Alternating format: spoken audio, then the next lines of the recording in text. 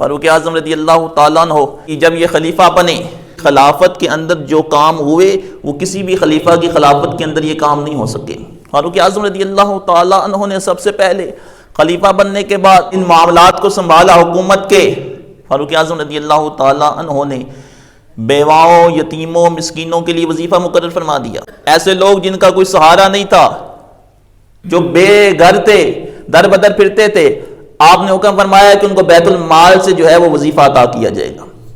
فاروق اعظم رضی اللہ تعالیٰ نے سب سے پہلے محکمہ پولیس بنایا، محکمہ فوج بنایا۔ فاروق اعظم رضی اللہ تعالیٰ عنہ نے عدالتوں کا نظام سب سے پہلے فاروق اعظم نے قائم کیا۔ فاروق اعظم رضی اللہ تعالیٰ عنہ نے فوجی چھاونیاں بنائیں۔ فاروق اعظم رضی اللہ تعالیٰ عنہ نے سب سے پہلے انتظامی امور کے لیے دفاتر قائم کیے۔ فاروق اعظم رضی اللہ تعالیٰ عنہ نے سب سے پہلے جو ہے وہ جو ہمارے ملک پاکستان میں اب نیب کا نظام ہے کہ جو قانون کی بھی پرکھ کرتا ہے، وہ لوگ جو کہ قانون چلانے والے ہیں ان کے اوپر جو حاوی ہے، فاروق اعظم رضی اللہ تعالیٰ عنہ نے سب سے پہلے یہ نظام بنایا کہ جو حکومت کے اندر جو لوگ موجود ہیں ان کی جانچ پڑتال بھی کی جائے گی۔ جو حکومت کے اندر جو لوگ موجود ہیں ان کی جانچ پڑتال بھی کی جائے گی کہ وہ ایسا کام تو نہیں کر رہے کہ خود قانون کے رکھوالے بنے بیٹھے ہیں اور جو ہے قانون کی دھجیاں اڑا رہے ہیں۔ ان کو جو ہے وہ قانون نافذ کرنے کے لیے رکھا ہوا ہے اور وہ جو ہے وہ لوگوں کے اوپر ظلم و ستم کر رہے ہیں، لوگوں کا مال لوٹ رہے ہیں، لوگوں کا مال کھا رہے ہیں۔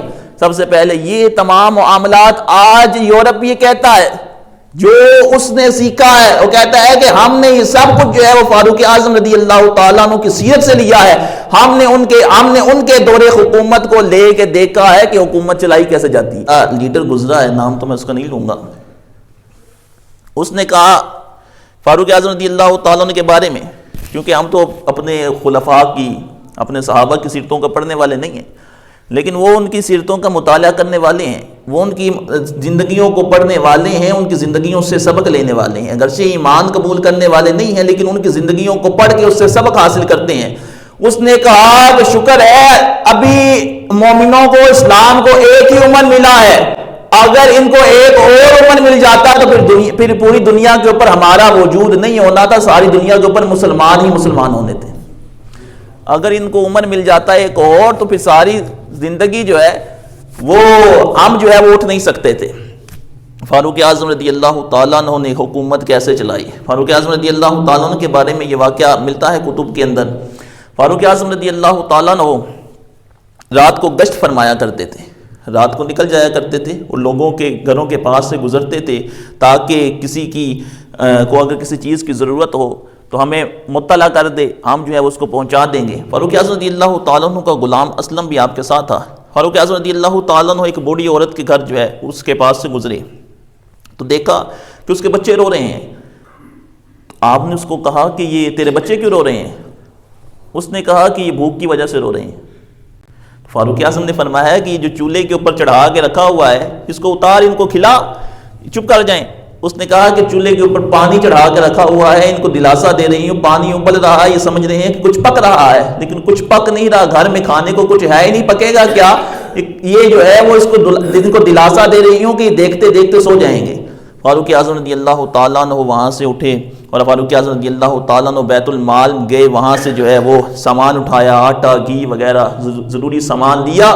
فاروق اعظم رضی اللہ تعالیٰ نے سب کچھ اپنے کندھے پہ رکھا اور اس بڑھیا کے گھر کی طرف چل پڑے۔ راستے میں جو ہے وہ غلام اسلم بھی ساتھ تھا۔ اس نے کہا امیر المومنین مجھے پکڑا دیجئے، یہ سامان کیوں آپ اٹھا رہے ہیں؟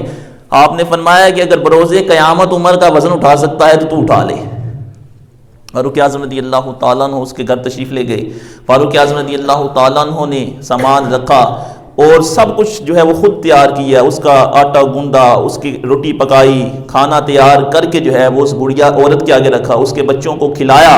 جب وہ کھا چکے تو فاروق اعظم رضی اللہ تعالیٰ عنہ نیچے لیٹ گئے، آپ رضی اللہ تعالیٰ عنہ نیچے سے بیٹھ گئے، ان کے بچوں کو اپنے کندھوں کے اوپر جو ہے وہ سوار کیا اور ایسے چلنے لگ پڑے تو اس کے وہ بچے جو ہے وہ خوش ہو گئے۔ فاروق اعظم رضی اللہ تعالیٰ عنہ جو ہے وہ وہاں سے نکلے اور باہر جا کے بڑھیا کے دروازے کے پاس بیٹھ گئے اور رونے لگ پڑے۔ رونے لگے تو غلام اسلم یہ کہنے لگا کہ امیر المومنین یہ کیوں رو رہے ہیں، آپ کی آنکھوں سے آنسو کیوں آ رہے ہیں؟ فاروق اعظم رضی اللہ تعالیٰ عنہ نے فرمایا کہ مجھے اس بات کا ڈر ہے کہ اس بڑھیا کا حساب بھی بروز قیامت مجھ سے نہ لیا جائے، اس کا حساب بھی بروز قیامت مجھ سے نہ لیا جائے۔ آپ فرماتے ہیں کہ اگر ایک بکری دریا کے کنارے مر جائے میری حکومت کے اندر تو مجھے یہ خطرہ ہے کہ اس کا حساب بھی بروز قیامت جو ہے وہ عمر سے نہ لیا جائے کہ وہ بکری مری کیوں ہے۔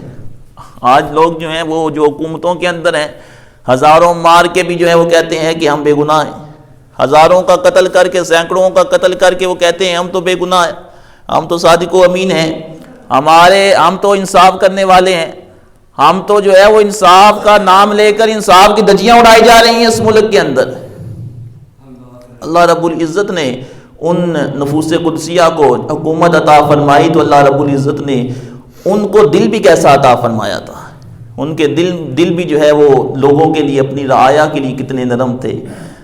قرآن مجید میں آتا ہے الذین مکناہم فی الارض اقاموا الصلاۃ وآتوا الزکاۃ وامروا بالمعروف ونہوا عن المنکر، فرمایا میرے جو بندے ہیں، میرے ایسے بندے اگر میں ان کو زمین کے اندر اختیار عطا کروں، زمین کے اندر قدرت عطا کروں، فرمایا اقاموا الصلاۃ، وہ نمازیں قائم رکھیں گے، نمازیں قائم کریں گے نہیں، نمازیں قائم رکھیں گے، وآتوا الزکاۃ، زکاتیں ادا کروائیں گے، وَأَمَرُوا بِالْمَعْرُوفِ وَنَهُوا عَنِ الْمُنْكَرِ، نیکی کا حکم دیں گے، برائی سے منع کریں گے۔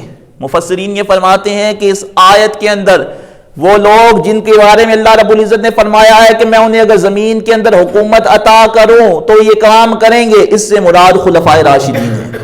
علامہ آلوسی نے لکھا تفسیر روح المعانی میں، آپ فرماتے ہیں کہ اگر اس آیت میں فاروق اعظم مراد نہیں، عمر بن خطاب مراد نہیں، ابو بکر صدیق مراد نہیں، عثمان غنی مراد نہیں، مولا علی مراد نہیں، تو کائنات کا کوئی خلیفہ بھی اس آیت میں مراد نہیں ہے، کوئی بھی مراد نہیں ہو سکتا۔ آپ فرماتے ہیں کہ اگر اس آیت میں یہ چاروں لوگ خلفائے راشدین اگر مراد نہیں ہے تو پھر کائنات کے کسی شخص کے اوپر یہ آیت صادق ہی نہیں آتی، کیونکہ وہی پہلے لوگ ہیں جنہوں نے یہ کام سر انجام دیا ہے، نمازیں بھی قائم رکھی، زکاتیں بھی ادا کروائیں، لوگوں کو نیکی کا حکم بھی دیا، لوگوں کو برائی سے منع بھی کیا ہے۔ یہ وہ شخصیتیں ہیں۔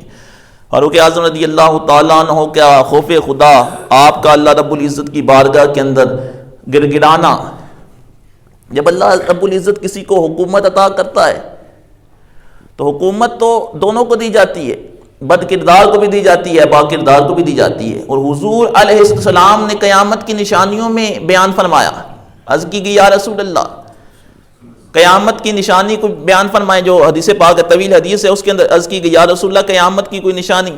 حضور علیہ السلام نے قیامت کی ایک نشانی یہ بیان فرمائی۔ حضور نے فرمایا اذا وصل الامر الى غیر اہلہ فانتظر الساعہ، فرمایا جب حکومت نااہلوں کے سپرد کر دی جائے تو قیامت کا انتظار کرنا۔ جب کہ ایک انسان کو اللہ رب العزت کی حدود شرعی نافذ کرنے کے لیے کسی لومت لائم، کسی ملامت کرنے والے کی ملامت کی پرواہ نہیں کرنی چاہیے۔ فاروق اعظم رضی اللہ تعالی عنہ ہی وہ شخصیت ہے جو کسی ملامت کرنے والے کی ملامت کی کبھی پرواہ نہیں کیا کرتے تھے۔ فاروق اعظم رضی اللہ تعالیٰ عنہ نے جب جنگ قادسیہ ہوئی، حضرت ابو عبیدہ بن جراح رضی اللہ تعالیٰ عنہ، حضرت عمر بن عاص رضی اللہ تعالیٰ عنہ نے خط لکھا فاروق اعظم رضی اللہ تعالیٰ عنہ کو۔ عیسائیوں نے کہا کہ ہم ہر چیز جو ہے وہ آپ کے ثبوت کرتے ہیں، ہماری جان بخشو۔ تو انہوں نے کہا کہ ہم اپنے خلیفہ کو بلاتے ہیں، وہ آ کے تم سے بات کریں گے اور تمہیں چھوڑ دیں گے۔ فاروق اعظم رضی اللہ تعالیٰ عنہ کو خط لکھا گیا، فاروق اعظم رضی اللہ تعالیٰ نے حضرت عثمان غنی رضی اللہ تعالیٰ عنہ کو اپنا حاکم مقرر کیا اور آپ چل پڑے۔ جیسے ہی بیت المقدس فتح ہوا، آپ اس کے قریب پہنچے تو آپ رضی اللہ تعالیٰ عنہ نے اپنے غلام کو کہا کہ آدھا راستہ میں گھوڑے پہ بیٹھ جاؤں گا، تم لگام پکڑ لینا، اور آدھا راستہ تم بیٹھ جانا، میں لگام پکڑ لوں گا۔ اس نے کہا ٹھیک ہے۔ جیسے ہی قریب پہنچے تو اس کی باری آ گئی، وہ گھوڑے پہ سوار ہو گیا، فاروق اعظم رضی اللہ تعالیٰ نے اس کی لگام پکڑ لی۔ جیسے ہی وہ قریب پہنچے تو انہوں نے دیکھا کہ گھوڑے کے اوپر ایک شخص بیٹھا ہوا ہے، کالے اس کے ہونٹ ہیں، اور اس کا نہ کوئی اس کا جو ہے وہ اتنا ظاہری طور پہ خوبصورت نہیں ہے۔ انہوں نے کہا یہ تمہارا خلیفہ ہے؟ اس نے تو حضرت عبیدہ بن جراح کہنے لگی خلیفہ یہ نہیں ہے، خلیفہ وہ ہے جس نے لگام پکڑی ہوئی ہے، خلیفہ وہ ہے کہ جس نے لگام پکڑی ہوئی ہے، جو گھوڑے کو جو ہے وہ لے کے چل رہا ہے۔ یہ وہ عظیم ہستیاں تھیں۔ فاروق اعظم رضی اللہ تعالیٰ عنہ ایک مرتبہ آپ رضی اللہ تعالیٰ عنہ کو طبیب نے مشورہ دیا کہ آپ کے لیے شہد کا استعمال جو ہے وہ بہت اچھا رہے گا، آپ کی کچھ طبیعت نازاز تھی۔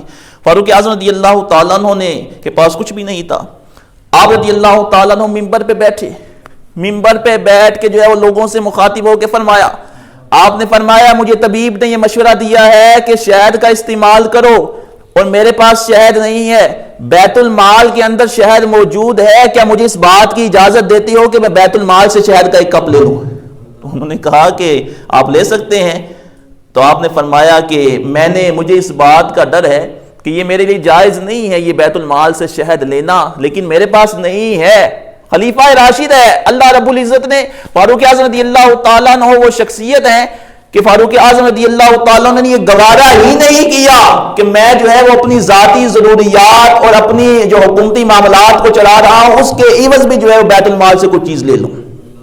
آج لوگ جو ہے وہ تو بیت المال کو سارے کا سارا کھا جاتے ہیں۔ فاروق اعظم رضی اللہ تعالیٰ عنہ ممبر پہ بیٹھے ہوئے ہیں، خوبصورت لباس پہنا ہوا ہے۔ فاروق اعظم نے ساری زندگی خوبصورت لباس نہیں پہنا، ایسا لباس نہیں پہنا کہ جس کو دیکھ کے لوگ یہ دیکھیں کہ امیر المومنین کے اوپر جو ہے وہ لباس بڑا جچ رہا ہے۔ ہمیشہ پیوند لگے ہوئے کپڑے پہنا کرتے تھے۔ اور فاروق اعظم رضی اللہ تعالیٰ عنہ کے شہزادے نے ایک مرتبہ ان کو لباس جو ہے وہ تحفے کے طور پہ پیش کیا۔